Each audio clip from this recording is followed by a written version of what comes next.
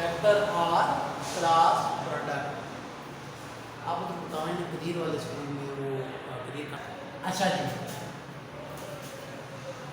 Start कर रहे हैं vector or cross product. Vector product or cross product, दो वेक्टर्स की ऐसी मल्टीप्लिकेशन कि अगर रिजल्ट वेक्टर क्वांटिटी आए या रिजल्ट वेक्टर आए, इस तरह के प्रोडक्ट को आप वेक्टर प्रोडक्ट कहते हैं। If the multiplication of two vectors result into a vector, then such type of result is known as vector product। यानी कि दो वेक्टर को मल्टीप्लाई किया, आंसर भी हमारे पास वेक्टर आए, दो वेक्टर को मल्टीप्लाई करें हम तो आंसर भी हमारे पास कोई वेक्टर क्वांटिटी ही आए, तो ऐसे प्रोडक्ट को, ऐसे आंसर को, ऐसे रिजल्ट को क्या कहेंगे? वेक्टर आर क्रॉस प्रोडक्ट कहेंगे। क्रॉस इसलिए कहते हैं बच्चों कि सिंबल हम यहाँ पे वेक्टर प्रोडक्ट में सिंपल मल्टीप्लिकेशन के लिए हम क्रॉस लगाते हैं, जबकि डॉट के लिए, जबकि स्केलर प्रोडक्ट में हम डॉट यूज करते थे अपनी आसानी के लिए। बाकी क्रॉस वर्ड के पीछे कोई ज़्यादा लॉजिक नहीं है। तो बेटा आइए देखते हैं जरा इस चीज़ को डिटेल में, जरा गौर से देखें। हम लेट कर लेते हैं, हमारे पास दो वेक्टर्स हैं ए और बी। लेट कर लेते हैं दो वेक्टर्स हैं ए और B in X Y plane. Let say ये हमारे पास ए वेक्टर है और ये हमारे पास कोई वेक्टर बी है इन एक्स वाई प्लेन या एक्स जी प्लेन। देन मल्टीप्लाई करें तो ये आ जाएगा ए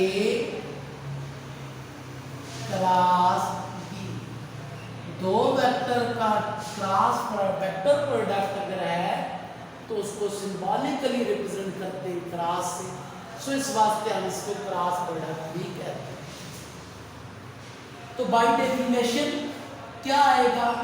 magnitude of first vector, that is magnitude कैसे लिख देता हूं फिलहाल में, magnitude of second vector into sine of theta to n unit vector. या इसको यूं भी लिख सकते हैं A B sine of theta into N unit vector. बेटा जिस तरह डॉट प्रोडक्ट में हमारे पास जो डेफिनेशन थी ए बी कॉस थीटा थी, यहाँ पे आया ए बी साइन थीटा साथ एन यूनिट वेक्टर। पता चला कि ये दो वेक्टर का क्रॉस प्रोडक्ट में फर्स्ट वेक्टर की magnitude multiplied second product of magnitude of both into sine of theta, where theta is the angle between them, and n unit vector shows the direction of it। यानी जो answer आया उसकी ये magnitude आ गई और ये क्या आ गई? डायरेक्शन शो करने के लिए n unit vector. N unit vector क्या शो करता है? इसकी डायरेक्शन को, क्या है किधर और पीछे क्या आ गई? मैग्नीट्यूड। पता चला कि दो वेक्टर के क्रॉस प्रोडक्ट में हमारे पास जो रिजल्ट आया वो वेक्टर क्वांटिटी आई जिसकी ये मैग्नीट्यूड आई हमारे पास, ये मैग्नीट्यूड ये डायरेक्शन आई। अब बेटा जरा गौर से देखेंगे यहाँ पे कैसे मल्टीप्लाई करेंगे। लेट से हमारे पास ये ए वेक्टर हो, ए और बी को मल्टीप्लाई करें अगर, तो मल्टीप्लाई करने के लिए तो इनकी टेल ही जोड़ेंगे। ए की टेल के साथ बी की टेल जोड़ दें, एंगल थीटा आया। अब सवाल ये है कि ए क्रॉस बी तो कर दिया, लेकिन ए क्रॉस बी का जो आंसर है वो वेक्टर है। ए क्रॉस बी का जो आंसर है वो वेक्टर है, लिहाजा उस वेक्टर को ड्रा करना पड़ेगा। कहने का मतलब ये कि जो रिजल्टेंट आया वो किधर होगा, जो रिजल्टेंट आया वो किधर होगा। तो बेटा याद रखें, बेटा सुनिएगा अभी हम राइट हैंड रूल से डायरेक्शन फाइंड आउट भी करेंगे। जो रिजल्टेंट आएगा वो उस प्लेन के परपेंडिकुलर होगा जिस प्लेन में दोनों वेक्टर्स लाई कर रहे मल्टीप्लाई होने वाले, वो उन दोनों वेक्टर्स के परपेंडिकुलर होगा जो रिजल्टेंट आएगा। फर्ज किया ये इस वक्त एक्स वाई प्लेन में या एक्स जी प्लेन में, तो रिजल्टेंट क्या आएगा, एक्स जी प्लेन के परपेंडिकुलर आएगा। तो बेटा रिजल्टेंट को ड्रा करना चाहूँ मैं तो ये आएगा resultant that is along in the direction of N unit. ये आया हमारे पास A B sine theta into N unit. बेटा ये बाकायदा जस्टिफाई करूंगा, फिलहाल मानना पड़ेगा, मानते जाएं। मैंने कहा दो वेक्टर को मल्टीप्लाई किया, क्रॉस किया, आंसर आया मतलब ए क्रॉस बी, आंसर आया A B sine theta into N unit vector. Whereas A is the magnitude of first vector, B is the magnitude of second vector, sin of theta and तो resultant vector आया जिसकी direction N unit vector से हम निकालें या जिसकी direction N unit vector बताएगा। तो बच्चों इधर जब हम देखते हैं तो दो वेक्टर को मल्टीप्लाई करने के लिए मैंने डिटेल ज्वाइन एंगल थीटा है बेंड के दरमियान, तो वह थीटा है एंगल बिटवीन देम, तो इनका रिजल्टेंट भी वेक्टर है, तो वो किधर होगा, उसको किधर ड्रा करेंगे। रिजल्टेंट को बाकायदा हम ड्रा करते हैं और ड्रा करेंगे perpendicular to the plane in which A and B lies. अब ये डायरेक्शन बुक ने ऐसे ड्रा की है, इसलिए मैं आपको डिटेल में इसी को समझाऊंगा। फर्ज किया ये जो दो वेक्टर हैं हमारे पास ए और बी, ये कैसे हैं, इस फिगर के मुताबिक जो मैंने रखी आपके सामने, ये ए है बच्चों और बी ये नहीं है, बी ये है। बेटा ये आ गया एक्स एक्सिस, थोड़ा नीचे करें मुझसे तो ऊपर नहीं जाएगा, ये आ गया एक्स एक्सिस, ये आ गया वाई एक्स जी एक्सिस, ये आ गया कौन सा वाई वाई एक्स जी। अब देखो ये याद रखो एक्स जी वाई। बेटा ये ए है, अगर ए किस एक्सिस पे हुआ एक्स पे, ए किस पे हुआ एक्स पे। ये अगर हमारे पास बी है इधर, तो बी किस एक्सिस पे हुआ, एक्स ये है जी ये है, ना तो ये एक्स पे ना ये जी पे, ये किधर होगा एक्स एक्स जी प्लेन में। तो अलग से देखिए ये हमारे पास एक्स वाई हो, तो जो वेक्टर ये है इसको हम क्या कहेंगे, ना वो एक्स पे ना वाई पे, एक्स वाई प्लेन में है। इसी तरह ये x है ये z है, a तो गया x पे, b किधर है, b ना x पे ना z पे, थोड़ा सा खास रख के दिखाता हूँ आपको, b ना x पे ना z पे, बल्कि b के xz प्लेन में, b के xz प्लेन में। पता चला कि a और b दोनों किधर है, a और b किधर है, xz प्लेन में। तो जो रिजल्टेंट आएगा वो x और z प्लेन के परपेंडिकुलर होगा। नीचे का जो रिजल्टेंट आएगा वो x और z प्लेन के परपेंडिकुलर, x और z प्लेन के परपेंडिकुलर कौन सी एक डायरेक्शन होती है, y, तो रिजल्टेंट ये y।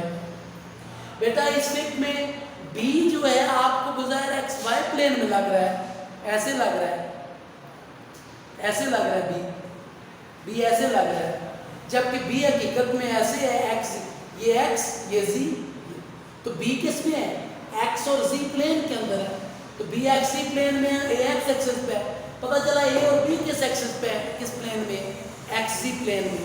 तो इनका परपेंडिकुलर कौन सा है, y एक्सिस, इनका परपेंडिकुलर कौन सा है, y एक्सिस। तो मैंने कहा कि दो वेक्टर का क्रॉस किया तो जो आंसर आया वो उस प्लेन के परपेंडिकुलर होगा जिस प्लेन में दोनों वेक्टर्स लाए करते हैं, और यहाँ प्लेन के परपेंडिकुलर रख के आपके सामने बात भी है। जैसे देखेंगे तो resultant will be perpendicular to the plane in which both the vectors lies. यानी दो वेक्टर को क्रॉस किया, रिजल्ट भी वेक्टर आया और उस वेक्टर की डायरेक्शन परपेंडिकुलर हुई उस प्लेन के जिसमें वो दोनों वेक्टर क्या करते थे, लाई। अगर दोनों वेक्टर एक्स वाई प्लेन में तो रिजल्टेंट किधर आएगा, जी पे। अगर दोनों वेक्टर एक्स जी प्लेन में रिजल्ट किधर आएगा, वाई पे। अगर दोनों वेक्टर वाई जी प्लेन में रिजल्ट किधर आएगा, एक्स पे। ठीक हो गया।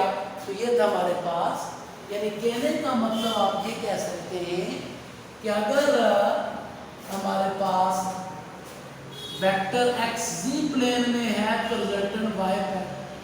वेक्टर्स की प्लेन और रिजल्टेंट वेक्टर अगर वाई जी पे है तो रिजल्टेंट एक्स, रिजल्टेंट वेक्टर अगर एक्स वाई पे है तो रिजल्टेंट क्या होगा, जी प्लेन में। तो ये था हमारे पास, दो वेक्टर को मल्टीप्लाई किया और उनका जो रिजल्टेंट आया ऐसा।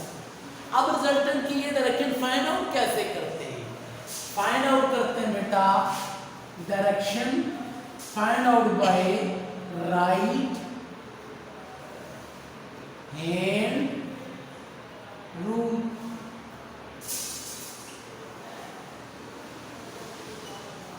राइट हैंड रूल से डायरेक्शन निकालते हैं। राइट हैंड रूल के मुताबिक पहले पढ़ता हूं फिर यहां समझाता हूं। Curve the finger from first vector to second vector, erect the thumb will be in the direction of result। नीचे करना सर, फर्ज किया, ये जरा देखिए, तो नीचे करके रखें मुझसे आप, ये जरा देखिए मुझसे। ये था हमारे पास ए और B vector. Curve the finger from A toward the thumb is in the, curl the finger from A toward thumb। तो यहाँ असल में वो वेक्टर की सूरत हाल ये है, curl the finger from A toward B, the thumb will be perpendicular to the plane in which both the vectors lies। यानी हम डायरेक्शन निकालने के लिए क्या करेंगे, राइट हैंड रूल लगाएंगे, जिसके मुताबिक क्या है, फिंगर को कर्ल करें, अपनी मुट्ठी बंद करें, डायरेक्शन ए से बी, फर्स्ट वेक्टर से, फर्स्ट कौन सा ए, सेकंड कौन सा बी, ए से बी। हम अगर बी क्रॉस ए करते तो फिर क्या करते, अगर बी क्रॉस ए करते तो फिर क्या करते, फिर कर्ल करते फिंगर को बी से, थंब को क्या करते, राइट हैंड रूल, तो थंब रैप करते डायरेक्शन किया। ए क्रॉस बी किया तो कर्ल किया फिंगर को ए से बी में, थंब को रैप किया, that is the direction of. तो ये था हमारे पास राइट हैंड रूल लगा करके कैसे हम इसकी डायरेक्शन फाइंड आउट करते हैं। अब इसकी बेहतरीन एग्जांपल हमारे पास है, वो है टार्क। बेटा टार्क होता है हमारे पास cross product R and F, that is equal to R F sine theta into any vector. पता चला कि यस, दो वेक्टर का क्रॉस प्रोडक्ट किया, रिजल्टेंट वेक्टर ही आया, लेकिन उस वेक्टर, हाँ रिजल्टेंट वेक्टर ही आया, उस वेक्टर की डायरेक्शन किधर होगी, इन दोनों के क्या होगी, परपेंडिकुलर। डायरेक्शन होगी along n, that will be perpendicular to R and F. अब मैं दरवाजे की तरफ जाऊंगा और ये टार्क वाली बात दरवाजे समझाऊंगा। यहाँ हमने टार्क नहीं समझना, यहाँ हमने समझना है डायरेक्शन कैसे आई परपेंडिकुलर। इस टॉपिक के फौरी बाद हमारा अगला टॉपिक है टार्क का, उसमें इंशाल्लाह हम बाकी चीजें पढ़ेंगे। जरा गौर से देखिएगा, दरवाजे की तरफ जाऊंगा, लेकिन माइक का क्या होगा, माइक है इसको स्टॉप करके। अब बेटा torque is equal to R cross F, cross product R और एफ का जो रिजल्ट आया टार्क। हम वही बात यहाँ पे समझना चाह रहे हैं, हम वही बात यहाँ पे समझना चाह रहे हैं दरवाजे के एग्जाम्पल। बेटा ये मैंने फोर्स लगाई इस पे, मीन में टर्न किया, ये फोर्स के वजह से टर्न हुआ, this turning effect of force is known as torque. ठीक हो गया। अब ये क्या है, यहाँ से ये एक्सेस से लेके यहाँ तक का डिस्टेंस आपने पढ़ा, विवरणों की यूज करना। बंद है। ये मैंने फोर्स लगाई, टर्न किया, इस turning effect is known as torque. बेटा ये जो है ये कब्जा जहाँ लगा हुआ है, ये एक्सेस से लेके यहाँ तक का जो डिस्टेंस है वो आ रहा है और ये मेरे फोर्स लगा है। अगर आप देखें राइट हैंड रूल से डायरेक्शन निकालते हैं बेटा, टर्न करें फिंगर को इन the direction of rotation, thumb की डायरेक्शन किधर है, डाउनवर्ड। अगर यूं जाएगा दरवाजा तो टॉर्क जो पैदा हो रहा है उसकी रिजल्टेंट डायरेक्शन किधर है, डाउनवर्ड। अगर यूं जाएगा तो turn the finger in the direction of thumb की डायरेक्शन किधर है, परपेंडिकुलर। तो बेटा यहाँ पे आप दोनों बातें हैं, आप मूवमेंट आर्म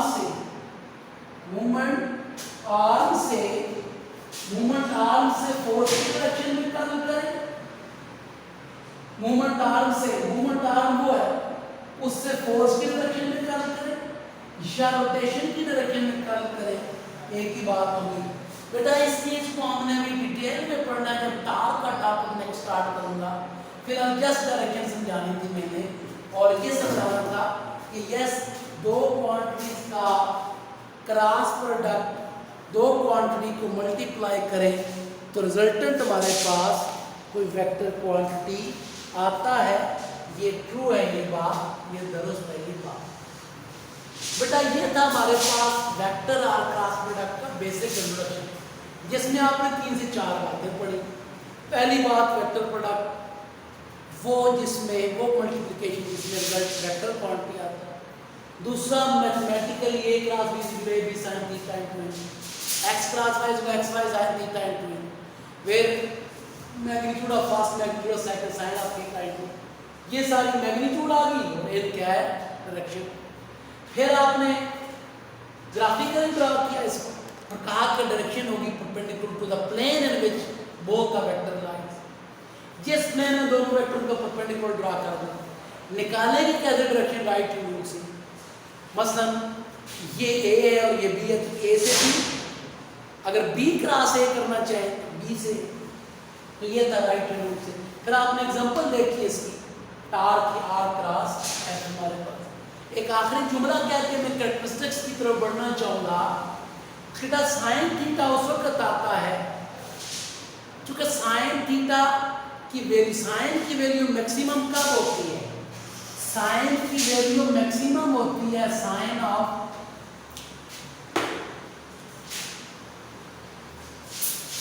90 डिग्री पे मैक्सिमम होती है कितनी, 1 साइन 90 पे। साइन अगर थीटा 90 डिग्री हो तो साइन की वैल्यू क्या आती है, मैक्सिमम 1। इसका मतलब है मैक्सिमम रिजल्ट कब आता है, जब दोनों वेक्टर परपेंडिकुलर, यानी इसका मतलब है एक वेक्टर प्रोडक्ट, यानी जितनी क्वांटिटीज का प्रोडक्ट वेक्टर आता है उनमें मैक्सिमम आंसर तब आएगा जब दोनों क्वांटिटी क्या होंगे, एक दूसरे के परपेंडिकुलर, यानी ए और बी आपस में परपेंडिकुलर होंगे तब मैक्सिमम रिजल्ट आएगा। अगर पैरेलल होंगे तो तब मैक्सिमम रिजल्ट नहीं आता, बिकॉज साइन की वैल्यू 0 डिग्री पे क्या होती है, 0 होती है। साइन की वैल्यू 0 पे क्या होती है, 0 होती है साइन। साइन 90 पे क्या आती है वैल्यू, मैक्सिमम। अब ये टॉर्क वाला एग्जांपल देख लें कि अगर आप फोर्स और मूवमेंट टॉर्क में पैरेलल रखें तो दरवाजा टर्न नहीं करता, टॉर्क पैदा नहीं होता। परपेंडिकुलर रखें, ये मूवमेंट टॉर्क परपेंडिकुलर रखें तो दरवाजा क्या करता है, टर्न। मैं किताब की एग्जांपल से देता हूँ, ये है ये मूवमेंट टॉर्क में पैरेलल रख रहा हूँ तो ये टर्न नहीं कर रही, परपेंडिकुलर रख रहा हूँ डायरेक्शन ऑफ फोर्स तो क्या कर रही है, बुक टर्न कर रही है। पता चला कि क्रॉस प्रोडक्ट में जितनी क्वांटिटीज का आंसर, क्रॉस प्रोडक्ट में सॉरी जितनी क्वांटिटीज का प्रोडक्ट वेक्टर आता है उसमें मैक्सिमम रिजल्ट तब आता है जब एंगल 90, और एंगल 90 पे मैक्सिमम रिजल्ट को कौन एक्सप्लेन करता है, साइन एक्सप्लेन करता है। तो ये था हमारे पास वेक्टर आर क्रॉस प्रोडक्ट। अब हम स्टार्ट करेंगे बेटा इसकी कैरेक्टरिस्टिक्स, लेकिन उससे पहले कोई क्वेश्चन है तो बताएं। Characteristics of cross product. Dot product की फर्स्ट कैरेक्टरिस्टिक्स कम्यूटेटिव, क्रॉस में भी फर्स्ट कम्यूटेटिव के लिहाज से ही हम चेक करना चाहेंगे कि क्या क्रॉस प्रोडक्ट कम्यूटेटिव है या नहीं है। तो बेटा cross product of two vector is not commutative, यानी हम चेक करने जा रहे हैं commutative property.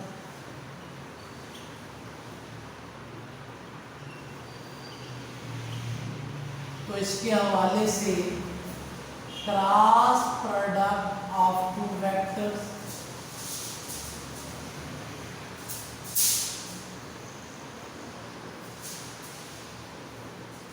is not commutative, does not hold commutative property, यानी दो वेक्टर का क्रॉस प्रोडक्ट कम्यूटेटिव नहीं होता। मीन्स ए क्रॉस बी करें तो इसका आंसर बी क्रॉस ए के आंसर के इक्वल नहीं होता। ए क्रॉस बी का आंसर बी क्रॉस ए के इक्वल नहीं होता। आइए जरा देखते हैं, पहले हम ए क्रॉस बी कर लेते हैं फिर बी क्रॉस ए करके देखते हैं। Now A cross B is equal to A B sine theta into n unit vector. फर्ज किया ये है ए, ये है बी, इनका क्रॉस प्रोडक्ट किया तो आंसर अगर यूं ड्रा करते हैं हम तो ये आ गया ए क्रॉस बी का आंसर। ए से बी देख लेंगे। अब बेटा ना बी क्रॉस ए करते हैं, B A sine theta into minus N आएगा। यहाँ जरा देखो बॉस, यानी यहाँ पे अगर पॉजिटिव एन आए या नेगेटिव एन आएगा, क्यों जरा देखिए। बी क्रॉस ए का मतलब ये है you curve the finger from B toward A. अगर ए टूवर्ड बी करें तो ये आता है थंब और इसको ऊपर ड्रा किया, तो बी टूवर्ड ए करें तो थंब इनवर्ड जाता है, इसको नीचे ड्रा करेंगे। सो नीचे ड्रा करेंगे, ऊपर वाला अगर पॉजिटिव है तो नीचे वाला क्या होगा, नेगेटिव है। लिहाजा ए क्रॉस बी का आंसर अगर पॉजिटिव आया है तो बी क्रॉस ए का उसको उल्टा आएगा आंसर, तो क्या लिखेंगे उसका पॉजिटिव आएगा, क्या लिखेंगे नेगेटिव आएगा, तो माइनस एन से लिखा।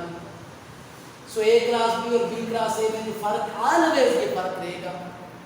बेटा अगर आगे चलते हैं, B cross A is equal to, B A की जगह ए भी लिख सकते हैं आप, because they are number. N को ऐसे रहने दें और माइनस बाहर ले आए, माइनस बाहर ले आए, इसको इक्वेशन 1 किया और इसको 2 कह लेते हैं। बेटा A B sine theta into n, minus n को मैं बाहर ले आया, बी ए की जगह ए भी लिख दिया साइन थीटा, एन के माइनस को मैं बाहर ले आया, तो A B sine theta into n को आप क्या पुट कर सकते हैं, ए क्रॉस बी। सो इसकी जगह ए क्रॉस बी पुट कर दें तो ये हो जाएगा, इधर ऊपर लिख देता हूँ, वहाँ पे लाइट नहीं पड़ रही ऊपर जी, इधर इस पे आ रहा है, इस पे नहीं, इस पे आ यहाँ जाएगा, पर ये नहीं नजर आ रहा। ये तो क्या है? अच्छा, तो B cross A is equal to minus, ये क्या है, इसकी जगह लिख सकते हैं ये माइनस ए क्रॉस। पता चला कि बी क्रॉस ए का आंसर और ए का बी का आंसर डायरेक्ट इक्वल नहीं है, minus time negative time equal, यानी एक अगर यू है दूसरा यू है अपोजिट डायरेक्शन में, इसका मतलब B cross A is not equal to A cross B. Hence we have proved that the vector or cross product is not commutative.